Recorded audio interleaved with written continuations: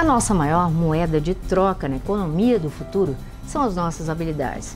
Mais do que ter graduações ou certificados, o que pode nos ajudar a abrir portas nesse novo mercado de trabalho é o nosso conhecimento. Quem diz isso é o David Blake.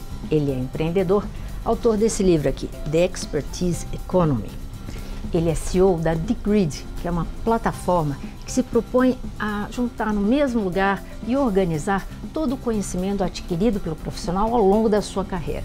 Ele também faz a ponte entre as empresas e os seus funcionários para mostrar quais habilidades serão necessárias para o negócio naquele momento, para que ambos caminhem na mesma direção. O David Blake esteve aqui em São Paulo para participar da HSM Expo e conversou com a gente um pouco antes da sua palestra. Ele falou sobre o aprendizado do futuro e também qual será o papel das universidades e do ensino informal para as carreiras daqui para frente. Universities, they're best at giving us foundational knowledge, but they aren't very good at giving us real-time information. While on the job, we need to be good at getting real-time information. We need to be good at solving problems in real time. So that's very different. Universities, 2 + 2 = 4. That, truth, that doesn't change. And universities are very good at helping us learn that body of information and knowledge that is very consistent over time. But on the job, we have to get good at, interpreting data. In a world of big data, data analytics, data science, what do we do with that toolkit? How do we apply the toolkit?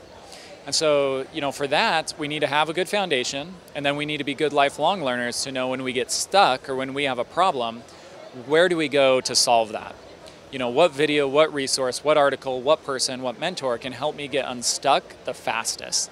And that's the skill of a lifelong learner. Similar to what we just said about universities being good at information that doesn't change quickly, employers have to be able to provide employees information that does change quickly. And I think, that information, by the very nature, we were saying, how do you get good at learning the stuff that changes in a rapid world?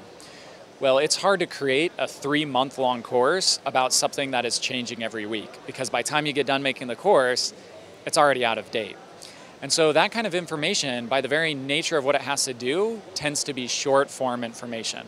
A 5-minute video, a 7-minute video, an article, a blog post. And so that kind of information, you have to be good at that micro-learning. And that's very different than sitting down with the same professor to learn a topic over the course of 3 months. When we think about the future of education, there's one big shift that I think you can think about to understand what it's going to look like. Information used to be scarce. And so the job of our education system was to help give us that information. Now information is abundant. I can take out my smartphone and get the answer to almost any knowledge-based question. What my smartphone can't do for me is help give me the skills to solve problems. It's very good at giving me information, but it's not good at solving my problems. Now our school system needs to change, it needs to adapt. It used to be about giving us knowledge and giving us information. Now it needs to be about training us to solve problems, training us to be that critical thinker, training us to be that problem solver.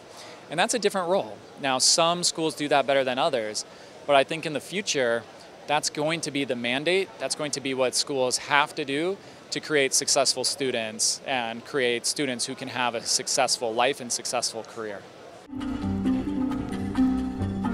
We used to be able to learn and then apply it over a lifetime. Learn and then apply it over the entirety of our career.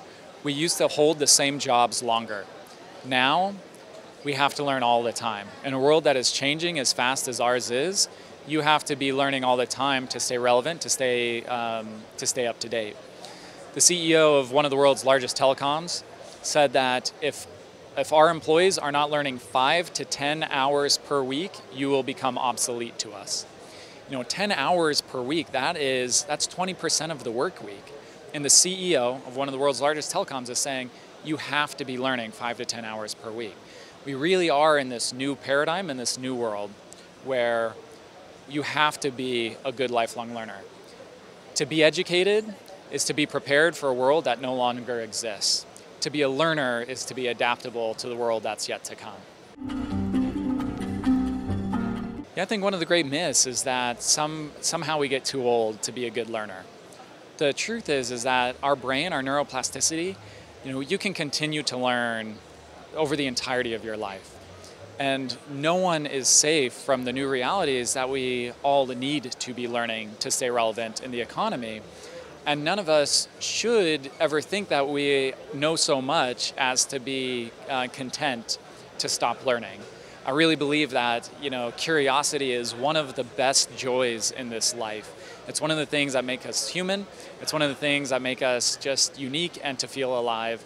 And I don't know why you would ever want to stop being a curious human being at any age.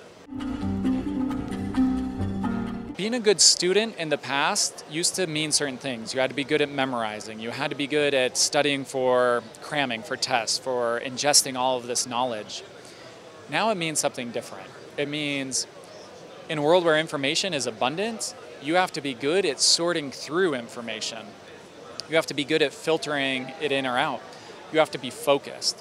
What is my goal? Because if I can just get online and say, all right, I'm going to learn, I can immediately be taken in almost 1,000 directions. You really need to know what you're doing, be intentional, and be focused to be a good lifelong learner.